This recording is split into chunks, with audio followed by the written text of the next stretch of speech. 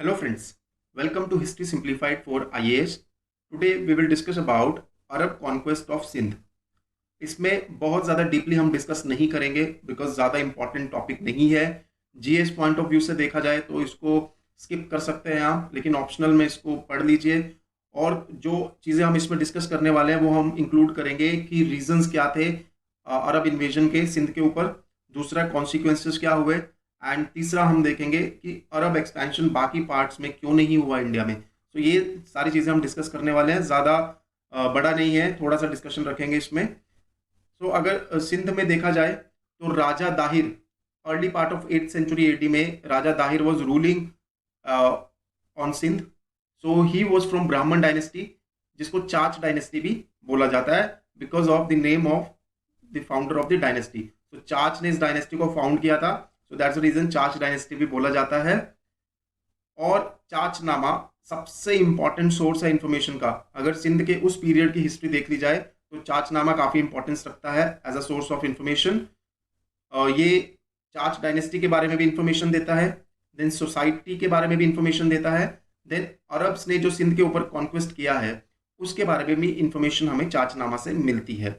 Then चाचनामा से हमें ये भी इंफॉर्मेशन मिलती है कि सिंध में जनरली लोग श्रमनिज्म या ब्राह्मणिज्म को फॉलो कर रहे थे। तो श्रमनिज्म में मेजर हो गई Buddhism and to some extent Jainism. Al Hajjaj जो कि इराक का गवर्नर था, उसने पहले 2 अटेम्प्ट्स कराए थे विच रिमेन्ड फेलियर। सो ये फेल होने के बाद ही sent Muhammad bin Qasim. So Muhammad bin Qasim के अंडर में सक्सेसफुल हो गया attempt and Sindh was conquested by the Arabs. तो अल हजाज कौन था? He was governor of Iraq, जो कि उमायद खलीफा अल वालिद वन के अंडर में रूल कर रहा था।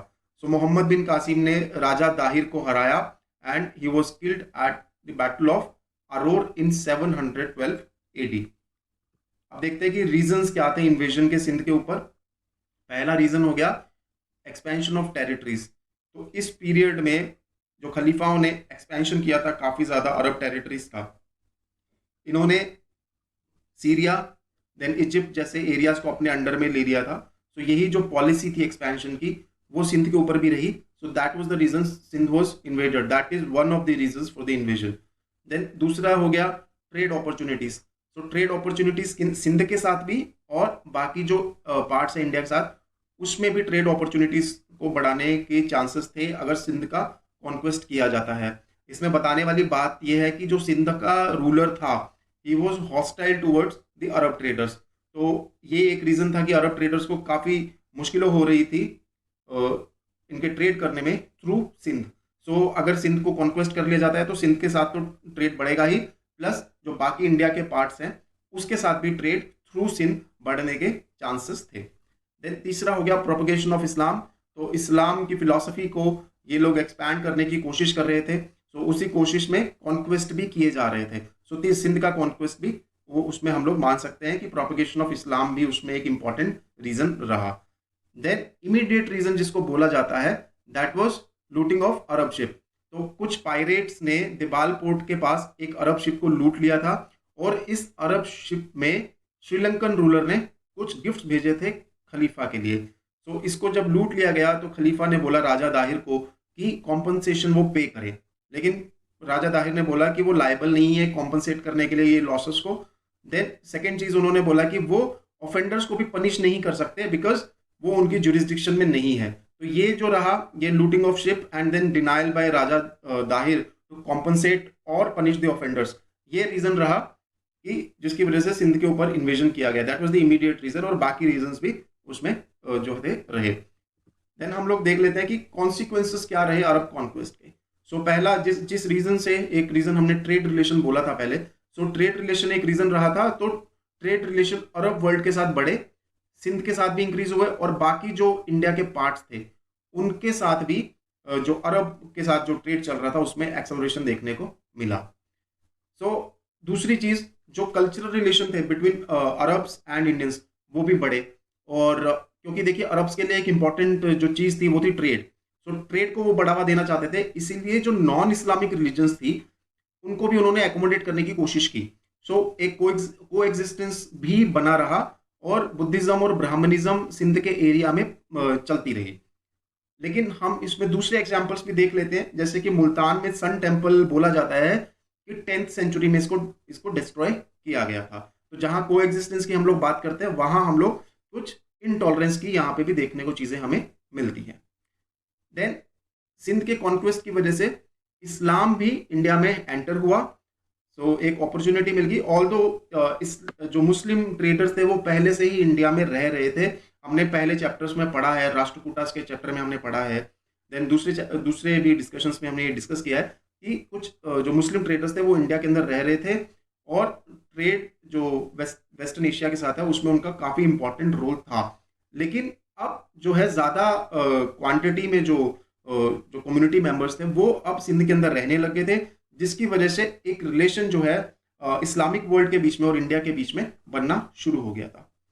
अब इसके अगेंस्ट में ब्राह्मण्स ने भी जो है इस्लाम की एंट्री के अगेंस्ट कुछ चीज़ों को ऑब्जेक्ट किया, जैसे कि इन्होंने इनको मलेच्छा बुलाया और मलेच्छास के साथ इंटर डाइनिंग और इंटर मैरिजेस जैसी चीज़ करने के ऊपर प्रतिबंध लगा दिया, और वर्ना सिस्टम के अंदर भी इनको कुछ प्लेस नहीं दिया गया। देन एक इंपॉर्टेंट चीज़ यहाँ पे होती है कि जो इंडिया की साइंस एंड आर्ट थी उसने अरब्स को काफ़ी ज़्यादा इन्फ्लुएंस किया, और इंडिया की साइंस और मैथमेटिक्स सिर्फ अरब्स तक ही नहीं रही, वो यूरोप में भी फैल गई। तो जो न्यूमेरल सिस्टम था इंडिया का वो अरब के थ्रू यूरोप में भी पहुंच गया। तो ये कुछ कॉन्सिक्वेंसेस रहे अरब कॉन्क्वेस्ट के। देन हम देखते हैं कि अरब सिंध के अलावा बाकी पार्ट्स में इंडिया में क्यों एक्सपैंड नहीं कर पाए। तो उसमें पहला रीजन हो गया कि सिंध के जो रिसोर्सेस थे वो काफ़ी ज़्यादा लिमिटेड थे, चाहे वो हम फूड के परस्पेक्टिव से देख लें और चाहे हम वो वाटर के परस्पेक्टिव से देख लें। तो फूड, वाटर और बाकी जो चीज़ें थी उसमें भी सिंध लैक करता था। दैट वाज द रीजन कि सिंध एक स्ट्रॉन्ग बेस नहीं बन पाया अरब्स को इंडिया के अंदर ज़्यादा एक्सपेंशन प्रोवाइड करने में। अगर हम बाकी जो देखते हैं कि जो इन्वेजन हुए इंडिया में और उन्होंने इंडिया के अंदर अपने आप को स्प्रेड करने में वो कामयाब हुए, तो हम देखेंगे कि वो generally they were coming from the side of Punjab. तो पंजाब से जब वो आते थे तो पंजाब एक काफ़ी स्ट्रॉन्ग बेस उनके लिए बन जाता था इंडिया के बाकी पार्ट्स में एक्सपैंड करने के लिए। लेकिन सिंध उस तरह के रिसोर्सेस सिंध में लैक करते थे। दैट वाज द रीजन कि सिंध इतना स्ट्रॉन्ग बेस नहीं बन पाया, और इसीलिए अरब्स भी इंडिया में ज़्यादा एक्सपेंशन नहीं कर पाए। देन क्योंकि ये एक तो लिमिटेड रिसोर्सेज तो है, उसके अलावा जो इंडिया में बाकी कुछ स्ट्रॉन्ग स्टेट्स थी लाइक मैत्रकास हो गए, ये गुजरात के एरिया में रूल कर रहे थे। Then Chalukyas on end of ये वेस्टर्न बेल्ट में ये रूल करते रहे। देन प्रतिहारास, राष्ट्रकूटास, हमने कुछ पहले हम लोग डिस्कस कर चुके हैं कि प्रतिहारास और राष्ट्रकूटास ने डिफीट भी किया था अरब्स को। सो ये कुछ स्ट्रॉन्ग स्टेट्स इंडिया में रही। इसके अलावा कुछ ट्राइबल स्टेट्स भी थी और वो भी कुछ हद तक स्ट्रॉन्ग थी, जिन्होंने रेजिस्टेंस दिया और अरब्स को आगे बढ़ने नहीं दिया। So that is also a reason.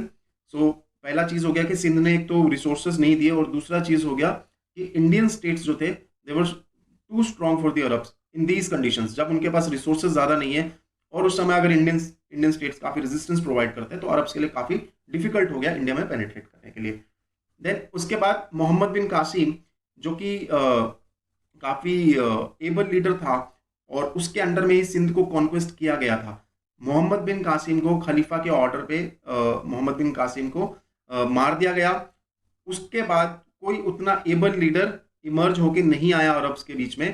So that was also a reason कि क्योंकि ऐसा एफिशिएंट लीडर नहीं था तो वो एक्सपैंड नहीं कर पाया बाकी पार्ट्स में इंडिया के।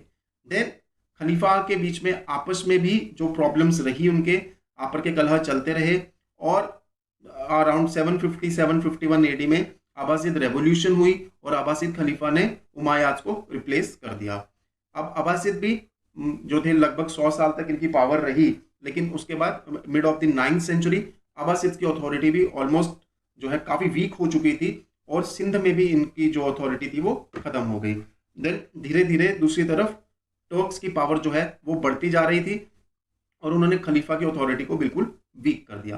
देन महमूद ऑफ गजनी ने कुछ पार्ट्स जो थे सिंध में वो उसके डोमिनियन में चले गए, और वहाँ पे डायरेक्टली जो है तुर्कियों का रूल शुरू हो गया था, और खलीफा की अथॉरिटी वहाँ से ख़त्म हो गई थी। सो देन उसमें आगे बढ़ने का यहाँ पे जो अरब्स का जो सवाल था वो यहाँ पे ख़त्म हो जाता है, और बाकी जो पार्ट्स थे जहाँ पे अरब रूल कर रहे थे सिंध के अलावा भी, वहाँ पे भी तुर्कियों का ही राज शुरू हो चुका था। सो यहीं पे इसको एंड करते हैं, ज़्यादा इसमें डिस्कशन हम नहीं करेंगे बिकॉज बहुत ज़्यादा इंपॉर्टेंट टॉपिक नहीं है हमारे लिए। सो इतने से ही हमारा काम चल जाएगा इसमें। So thank you very much and have a very nice